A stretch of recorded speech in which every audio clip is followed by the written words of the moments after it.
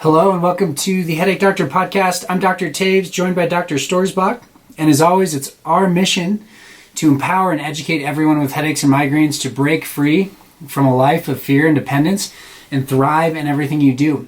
And we are all about non-medication approaches to headaches and migraines. So if this is the first podcast that you're tuning into and you clicked on it because it said the Headache Doctor and you're thinking we're going to talk about medications, we are not, I guess I don't want to say anti-medication. We're more pro-solution driven or the source driven solutions or the cause of headaches and migraines solutions as opposed to just masking symptoms. But if there are some reasonable things that allow us to feel better, allow people with headaches and migraines to feel better that don't involve medication and the side effects that come with medications. And one of those things is magnesium.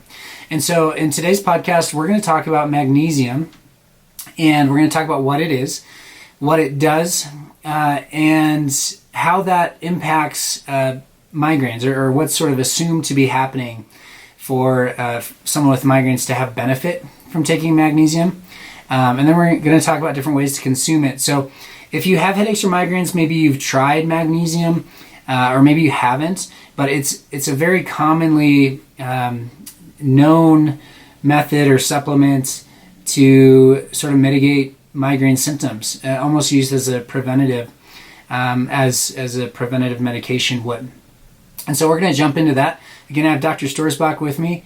Glad you're on the show. Thank you. It's so fun to have a partner in crime and helping the world solve these problems. Exactly. No, I'm glad to be here. Thank you. Okay, so let's jump into it. Magnesium, what is it? So it's a mineral. It's actually the fourth most abundant mineral in the body. It's stored intracellularly or on your bone. And this actually makes it very difficult to test. It's not a very simple blood test for this. It makes it a little more difficult to test just because of where it is stored in the body. Right, as far as magnesium levels. So right. We're talking if you have adequate levels or if you have too much magnesium, or what is more typical would be hypo, which means you have a lower level of magnesium than what would be recommended. Mm-hmm. Yeah, and so it can be taken in different forms. Most commonly the pill form, which is technically magnesium oxide. You can get it via IV, that's more magnesium sulfate. And it's typically combined with something like an amino acid, just that helps it absorb better. And what's good about magnesium is it's extremely safe. There is no prescription required.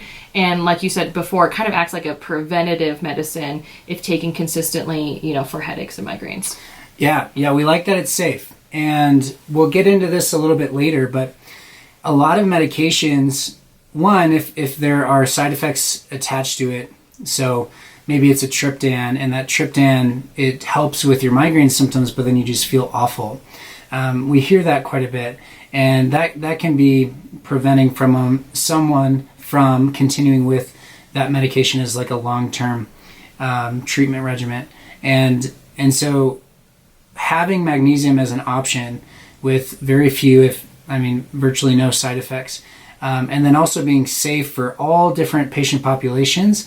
And there are some caveats to that, but for the most part, it's safe. In that pregnant person category is one of those where generally the medications are not going to want to be prescribed during that time. Mm-hmm. But this is something, of course, talk to your doctor, but this is something that could fit into that as far as trying magnesium during pregnancy. Mm-hmm. What does magnesium do? Why are we even talking about it?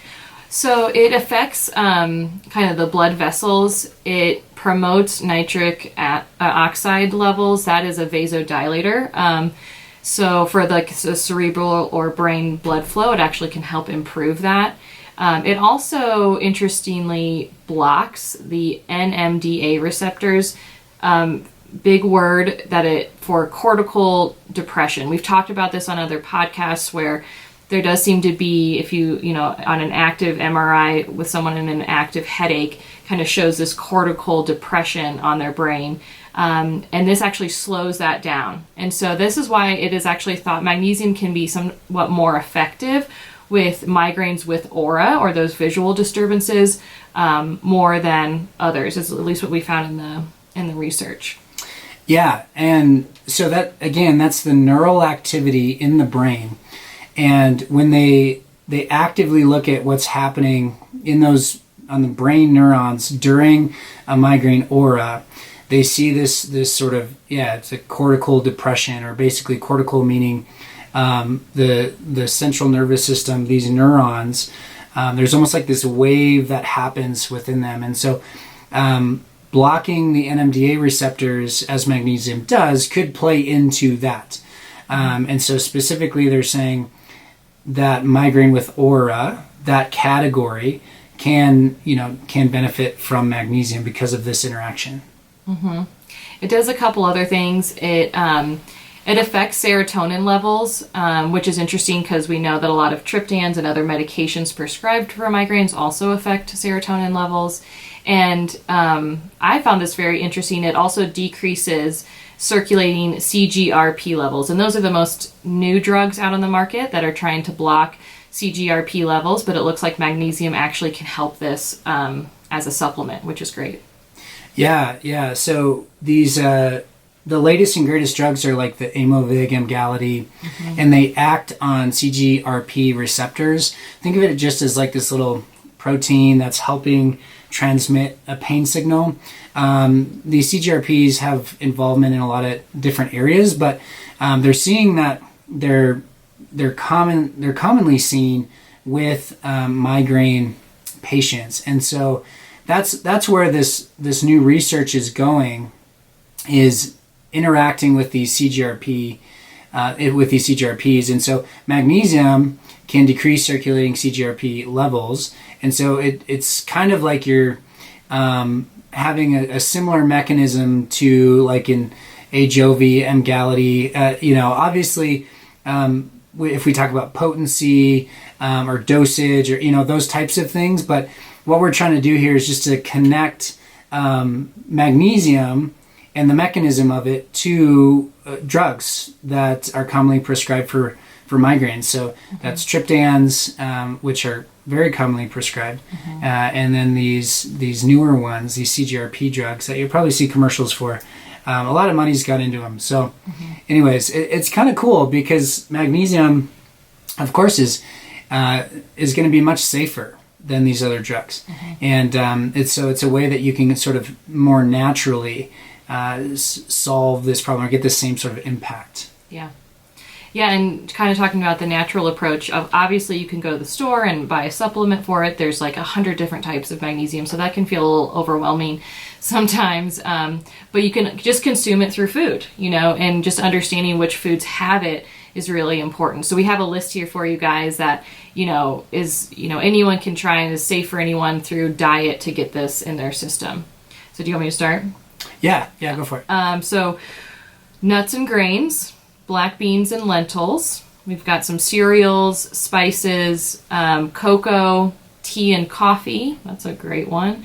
Green leafy vegetables, avocados, seeds such as pumpkin seeds or squash seeds, almonds, one of my favorites. That's exciting. Mackerel, tuna, and pollock. Fish, it looks like. Low-fat yogurt or kefir. I'm not quite sure if you say it like that, but that's how I say it. And bananas, figs, and dark chocolate. So honestly, that's a pretty good long list. And at least for me, I consume a lot of that. So it's easy to keep in my diet. But if you're looking for more of a natural way, I would go to the grocery store and look for a few of those things. Yeah, of course, that is like the purest way to increase your magnesium levels. And again, most people are not going to be able to know their magnesium levels. And so you're not necessarily going into this thinking like, oh, I have a deficiency. I mean, potentially that's the case. But if you just consume magnesium through these specific foods and you take a few of these off the list and you say, I'm gonna focus on consuming more of these foods for the magnesium benefit, that's a super safe way, and that's what how our body was intended to function, is get these minerals through our diet. And even taking the pill form is very, very safe. But some people will have things like diarrhea as a result if their digestive system doesn't necessarily favor maybe that specific type or brand of magnesium pill. And there's different things like that could happen.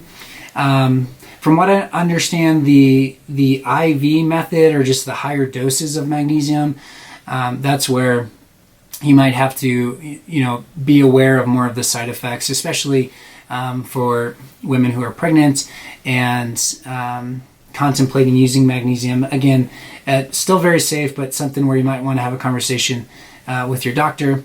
And then again, the magnesium may have an interaction with another medication you're taking. Generally, it's going to be safe. And for this to be over the counter, meaning you can just walk into whatever store that sells supplements and purchase this, means that it's going to be relatively hard to harm yourself using it, and especially if you follow the recommended dosage on the bottle. But consuming it through foods is foolproof. I mean, this is, in a lot of these foods, you'll get additional benefit from, not just magnesium. But yeah, if you're worried at all about taking a supplement, then just try eating these foods. Yeah. One other little caveat we found is taking magnesium with calcium specifically can actually impact its absorption, and so they kind of essentially don't want you to take those two things together. So again, talk to your doctor about it. If you're already taking a calcium supplement, you might not want to take it at the same time as your magnesium. So just little things to think about. Yeah, and I guess they actually sell magnesium supplements that have calcium in them. Oh. And so that's one of the things where they, in my research, they said try to avoid those because it could potentially, impact the your body's ability to digest or consume those. If your GI system, has sort of a reaction to it, if you find you're having diarrhea after it, it was recommended just to sort of switch to maybe a different brand, just try a different type, that type of thing. Yeah. And we should probably talk about kind of actual dosage. If you are going to try this, again, look at the bottle, but what we found is you definitely want to try for a 3 full month period and taking between 400 and 1200 milligrams a day. But you're going to start with a lower dosage, especially again if you're sensitive on your stomach, and then you can work up to that higher dosage. Yeah, absolutely. And so this kind of sums up magnesium as far as what we feel like is important for you guys to understand. And the takeaways are that it's very safe, and it sort of spans this patient demographic of who it might be good for, who it might be bad for. I mean, it's safe, so generally you should be able to try it just to experiment, see if it helps. Another takeaway is migraine with aura. It was shown to be recommended specifically for migraine with aura. So if you find an aura, again, is just sort of that, whether it's a visual or it could be other sort of sensory sensations that you have before your migraine. Sometimes that's like numbness and tingling in one side of your body, or facial numbness, tingling. Sometimes that can even be sort of like a weakness. We've seen that in like hemiplegic migraines. But oftentimes it'll be like lights or like a zigzag, visual, maybe visual fogginess, things like that. That's kind of how patients describe those auras. Yeah, I hear about like visual waviness, and then also like little lights kind of, or balls of light, if that makes sense, kind of floating around. So those can all be on the aura. That's the aura. And so if you have those things, that puts you in a category of, try magnesium and see if this helps. Now, we work on the neck, and that's primarily what we do. But as you can tell, we're concerned about all things headaches and migraines that could have an impact on you. The Western medicine model has pretty much, we're assuming, has understood the impact of medications, and so we're trying to shed light on these other things. But talking about magnesium is a little bit different than our wheelhouse. And so going through things like talking about how magnesium affects the blood vessels, talking about how magnesium affects the CGRP, or the cortical depression we talked about. How does that have anything to do with the neck? Or if magnesium helps, does that mean you don't have a neck problem? Good question. So yeah, and I'm sure a lot of you are thinking this. Basically, how this relates to what we do is first and foremost, it's a non-medication approach, and it's very safe. So like, it's kind of already just in what we're trying to do for headache and migraineurs out there. We want to find more natural and true solutions versus just kind of, like you said, masking with medication. And definitely, even if you take this and you're like, wow, I really think this is helping, it doesn't mean that you don't have a neck issue. It definitely, again, could be a factor, and that's why we do these podcasts, because we want to look at all the corners of the room and make sure we're looking at all factors. But more than likely, you still have a neck issue underlying everything, and that's actually the magnesium levels could have just, again, kind of created more of an environment for you to even be more sensitive to this pain, and just another level of something that we need to address. But having lower magnesium levels. Even if you have low magnesium levels, you start taking magnesium and your symptoms get better, that's fantastic. But I would still argue that you absolutely probably have a neck tension issue underneath that needs to be addressed. Yeah, and to kind of simplify that, as far as you, the listener, understanding that we're just not making a claim without tying it together. But if you think of pain, the pain has to come from somewhere. And so what we're talking about with magnesium interacting with these different things, that's the environment, like Dr. Stoerzbach said. That's the environment that the pain is being presented within. And so if we change the environment, that can change the painful experience. But what we do in clinic is actually address the source of pain.